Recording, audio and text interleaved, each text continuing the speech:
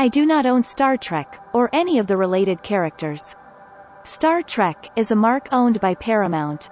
This story is a work of fanfiction and is for entertainment only. I am not making profit from this story. This is a tribute. All rights of Star Trek belong to Paramount. This fanfiction takes place between the second and third movies of the Kelvinverse. Star Trek Reloaded, Chapter 8, Around a Star. Well, Chekhov's situation. The helmsman promptly responded to Kirk's request. Sir, the planned route has not changed and we are perfectly in line with all forecast. We are moving to Warp 6, the ship is in perfect working order. In 2 minutes and 7 seconds we will be in the inner space of the solar system. But McCoy was shocked. Are we back in our system? If this isn't madness, Jim, what the hell do you think you're doing? It's not madness at all, Bones. Replied the captain. It's probably the last place they think they can find us, but there are much more important reasons. Doctor, if the captain allows me I can explain in simple words, suitable for you too. McCoy decided not to respond to the elderly ambassador's provocation, while Kirk made a gesture to approve the Vulcan's request. In my reality we have used a solar mass several times as a slingshot. The young Spock looked annoyed at his future self, guilty in his thoughts of really oversimplifying what they were about to do. To overcome the barriers of time and return to the past, or the future. Einstein clearly explains how a gravitational mass curves space around itself, as was proven by Eddington already in the 1920s, and Spock, please let your older and wiser self speak. The young Vulcan had to work hard to repress a surge of anger towards McCoy. The ambassador continued to speak. Following certain low curvature coordinates, and taking advantage of a large gravitational mass like that of the Sun, around which we will revolve, we will be thrown back into space but into another time. Angle of incidence, speed and solar mass allow us to calculate, with good approximation, when we will meet again. Obviously it's much more complicated than the ambassador described it, and that's why we'll use the Sun, Mr. Spock and the ship's crew. Kirk found himself hesitant to say it for a moment. Enterprise, in their reality, they have already used twice. 3 actually. Underlined the elderly Vulcan. Even if once it was completely involuntary. 3 times. Kirk continued. Our Sun to move through time. The experience gained has allowed us to drastically cut the time needed to calculate the route. Times. We don't talk about anything else. And what good have you done by jumping here and there from 1 year to the next, Ambassador? The Spock of the future pursed his lips in a strange grimace. There is nothing left to hide, given the situation. Once we went to retrieve some whales. Whales? They have been extinct for a long time. Exactly, Leonard, precisely.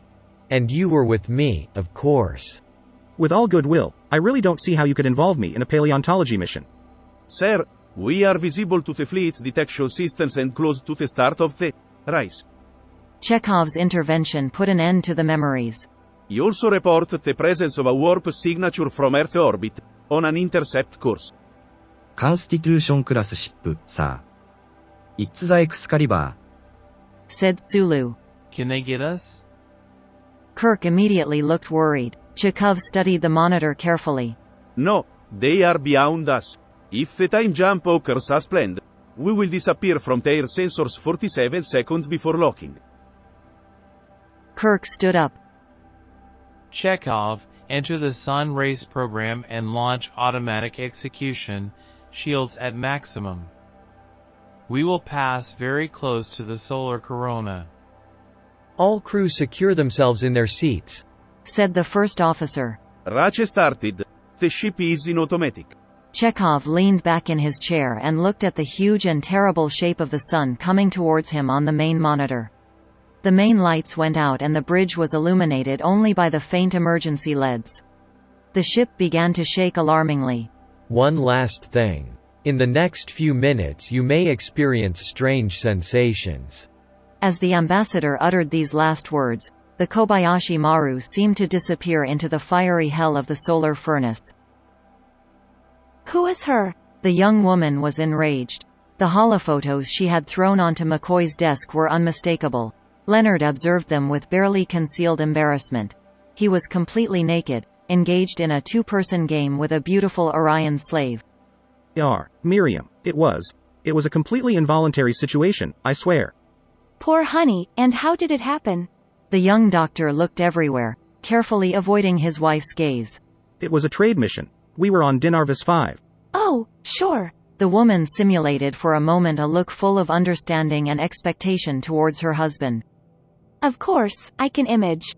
You went to sell medical technology to those pirates and must have said to yourself, after all, I'm hundreds of light years from home. Who would ever discover a little flirt? For a moment McCoy found himself still secured in his chair in the medical center. He looked around again for his wife. Dear, it was a mistake, Miriam appeared in front of him again, but it was no longer her. She had flaming eyes and a huge mouth surrounded by two gigantic canines. Leonard, it's the last one you do to me. I won't leave you a drop of blood, not one. Meanwhile, the elderly ambassador observed himself, as a child, playing with his mother. Sarek, hidden from view, shook his head in extreme disappointment.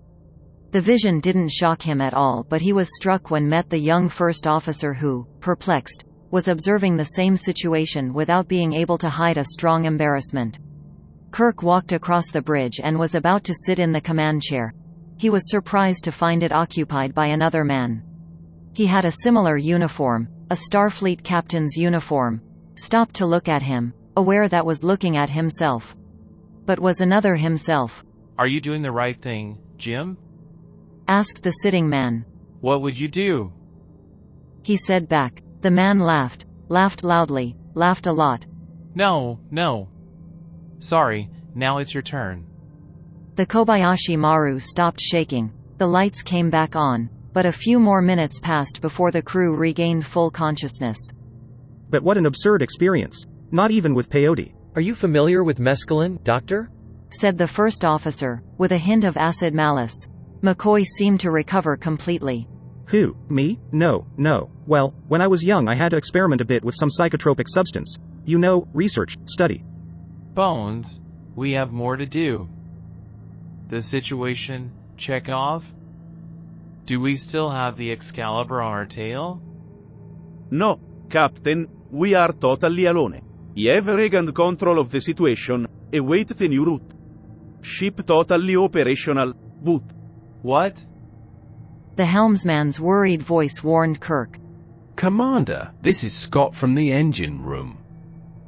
Speak, engineer. Any problems? Sir, I'm not sure how this could have happened, but the dilithium crystals show an enormous degree of consumption, completely unexpected. At the moment I advise not to go beyond Warp 5 if we don't want to find ourselves on foot as soon as possible. The elderly Vulcan stroked his chin. It's a possible side effect, which we also experienced during one of the aforementioned trips. I hoped I had averted this by compensating for the resonance of the crystals. Excellent, sir. Maybe you could have warned us earlier. What's the point, Captain? Ambassador's response came phlegmically. In any case, we couldn't have done anything before. The captain hid his disappointment. Let's see if it worked. Uhura, hook up a radio beacon, the first one you find, and see if it can tell us what year it is. Already done, sir. It's incredible, but we did it. We are in the past. Kirk finally released his tension and let out a victory gesture, raising a fist towards the main monitor. Chekhov and Sulu patted each other on the back. What year are we in, Lieutenant? The young Spock asked, receiving a dirty look from Uhura for the eternal formality that he used with her.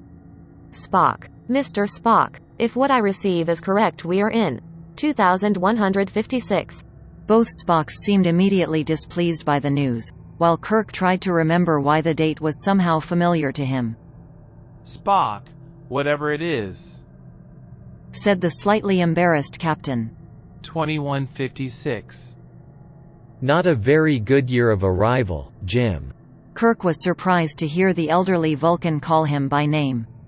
2156 saw the beginning of the war between the coalition of planets, the larval form of what would become the Federation, and the then mysterious Romulan Star Empire. And it is precisely in Romulan space that we must go, added the first officer.